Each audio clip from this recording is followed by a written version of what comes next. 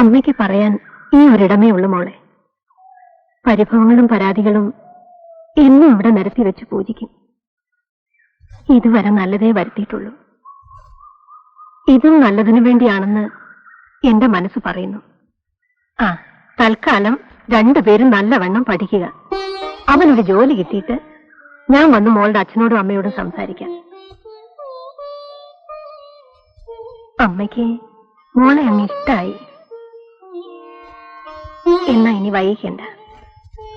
മോനെ, എന്താമേ? ദേവി മോളെ ഒന്ന് കൊണ്ട് വിട്ടിട്ട് വാ.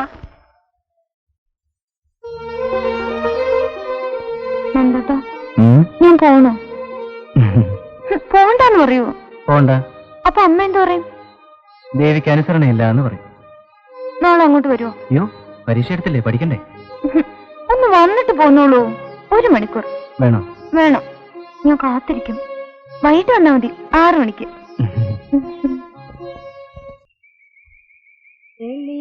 ദാനവ കേശിരേ പരമ പുരുഷരേ യാരേ യാരേ ലളിത ദാനവ കേശിരേ പരമ പുരുഷരേ യാരേ യാരേ.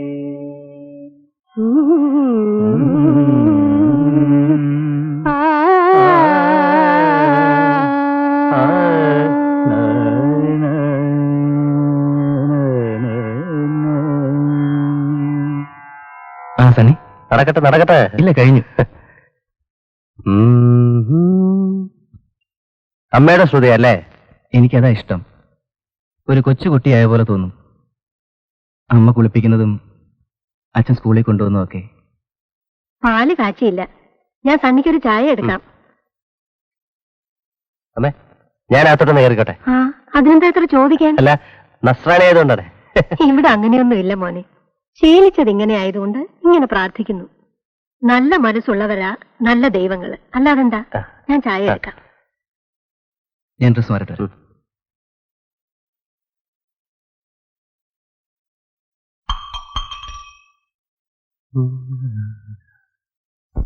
വർണ്ണമേഘങ്ങളുയലാടുന്ന വാസരാന്ത സമീരനിൽ പുതിയ ഒരെണ്ണം. നമുക്ക് രണ്ടുപേർക്കും വേണ്ടിയുള്ള പാട്ട്. സമയം പോകാൻ ഒരു വഴി വേണ്ട അളിയാ. അപ്പച്ചനുണ്ട് ചീത്ത വിളിക്കും. അപ്പച്ചൻ ഇറങ്ങിയാൽ ഉടനെ ഹാർമോണിയം എടുക്കും. ചുമ്മാ കോഴ്സ് വായിക്കും. അങ്ങനെ കിട്ടിയതാ.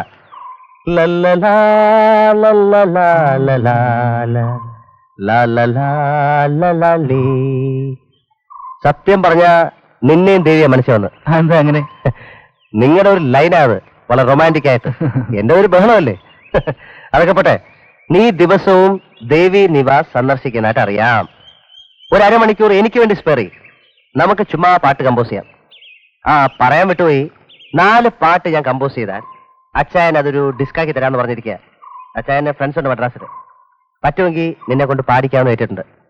കിടക്കട്ടളിയാ നമ്മുടെ പേരിൽ ഒരെണ്ണം. ആർക്കറിയാം, നീ വലിയ പാട്ടുകാരനും ഞാനൊരു കമ്പോസറും ഒക്കെ ആയെന്നിരിക്കും.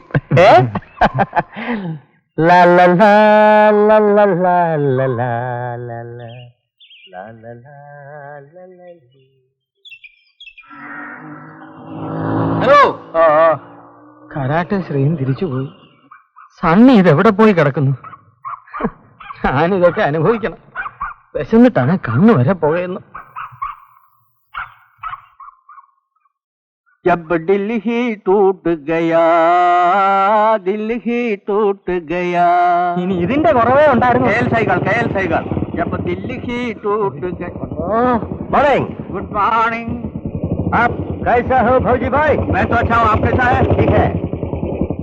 ഈ നന്ദനെ സ്ഥിരമായിട്ട് ഇവിടെ കാണുന്നില്ല. എന്താ കാരണം? ഒന്നുമില്ല സർ. मुझे सब मालूम है. खबरदार खबरदार. धन्यवाद धन्यवाद. വിശന്ന് കഴിവേറി ഇരിക്കുമ്പോഴാ ജബ് ലിറ്റില്ലി ടൂട്ട് ഗയാ. കേട്ട ഇഡ്ഡലിയാണെന്ന് തോന്നുന്ന. സണ്ണി, എന്നാ വൈകിട്ട് കാണാം. അല്ലയാ, വൈകിട്ട് ഒരു അരമണിക്കൂർ. ഓരോരുത്തരുടെ സമയം. അണ്ണാ, എനിക്കും കൂടെ ഇതുപോലെ വീട് ഒപ്പിച്ചതാ. ഇപ്പൊ തന്നെ വേണോ? ഇപ്പം വേണ്ട, ബ്രേക്ക്ഫാസ്റ്റ് കഴിഞ്ഞിട്ട് മതി. എന്റെ അണ്ണാ.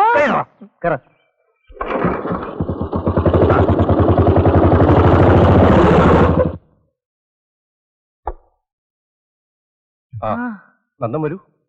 ചന്ദ്രല്ലേ അപ്പുറത്ത്? കണ്ടു. റിസൾട്ട് എന്ന് വരും മോനെ? ഒന്നും അറിയില്ലമ്മേ. നന്ദന് മുന്നേ ജയിക്കുന്ന കാര്യം പ്രശ്നമല്ലല്ലോ, ക്ലാസ് കിട്ടുന്ന കാര്യം മാത്രം ആലോചിച്ചാൽ ടെലിഫോൺ മതിയല്ലോ. ബിൽ അടച്ചോ? ഇന്നലെ അടച്ചു. നന്ദന കൊണ്ടുപോയി അടച്ചേ. നീ എങ്ങോട്ടാ? വെറുതെ ഒന്ന് പുറത്തേക്ക്. നന്ദൻ വരുന്ന ഗ്രൗണ്ടിലേക്ക്? ഇല്ല, ഞാൻ സന്ധ്യ കണ്ടിരുന്നു.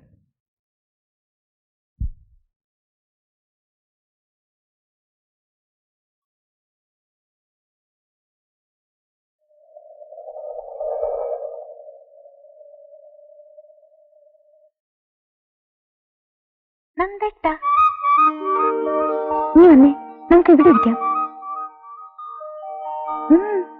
ആരും കാണത്തില്ല, വാ.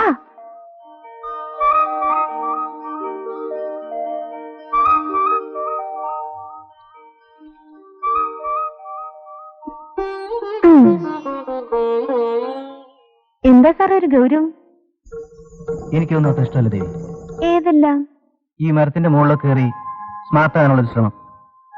ശരി, ഞാൻ ഇനി സ്മാർട്ട് ആവുന്നില്ല, മരത്തിലും കയറുന്നില്ല. പക്ഷെ സാറൊന്ന് സ്മാർട്ടായി കണ്ടാ കൊള്ളാവുന്നുണ്ട്. ഞാനിനി എന്ത് സ്മാർട്ട് ആവാനാ? ആദ്യമായി ഒരു പാന്റ് ഇടുക, ഷർട്ട് ഇൻ ചെയ്യുക, പിന്നെ ഇവിടെ വരുമ്പോഴെങ്കിലും നെറ്റിയിലെ ഈ കള്ളക്കുറി മാറ്റിളയണം. എന്തോന്നാ? മോളുവാ അങ്ങനെ. അവൻ കഴിച്ചില്ലേ മോളെ? ഇല്ല പച്ച. സണ്ണി, ഓ വന്നു വല്ലതും കഴിച്ചിട്ട് പോടാ. അവളെ മെനക്കെടുത്തണമെന്നൊരു വാശി പോയാണല്ലോ. Washing powder. ആ വരുന്നപ്പച്ച, നീ ഇവിടെ ഇരിക്കെ, ഞാൻ പോയി വല്ലതും കഴിച്ചു. അപ്പൊ പിന്നെ ഞാനോ? എടാ അപ്പച്ചൻ താഴെയുണ്ട്. അതുകൊണ്ട് എനിക്കൊന്ന് കഴിക്കണ്ടേ? നമുക്ക് ഒരുമിച്ച് കഴിക്കാളിയാ. ഇന്ന് എന്താ അളിയാ? ദോശ മുട്ടക്കറി. എന്റെ അണ്ണാ.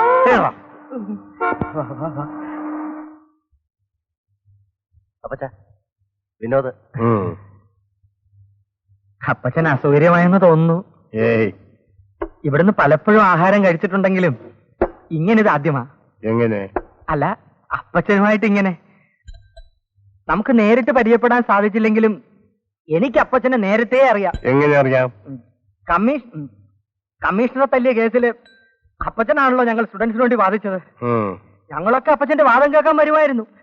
നല്ല മൊരാന്നിരിക്കും. സ്റ്റുഡൻസിന്റെ ഇടയിൽ അപ്പച്ചന് വലിയ പേരാ. പേരുണ്ടായിട്ട് എന്ത് കാര്യം?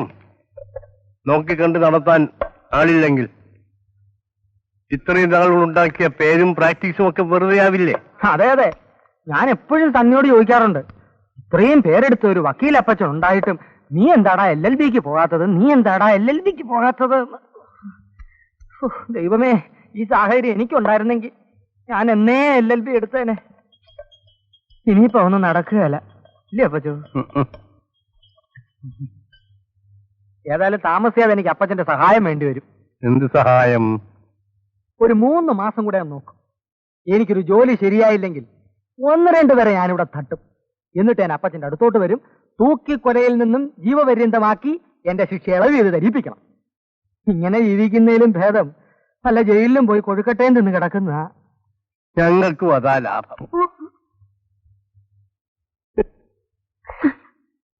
ഇങ്ങനെ 2 ദിവസം പഠിപ്പിച്ചാ ഞാൻ ഫയർ പോലെ ഓടിക്കോണ്ട. നേരെ നോക്കി ഓടിക്കാം. നേരെ നോക്കി ഓടിക്കേ. നേരെയാ നോക്കുന്നേ. കുനിഞ്ഞ ചെന്ന് നേരെയാ നോക്കുന്നത്. അയ്യോ, ഇങ്ങനെ ഇങ്ങനെ ഇങ്ങനെ.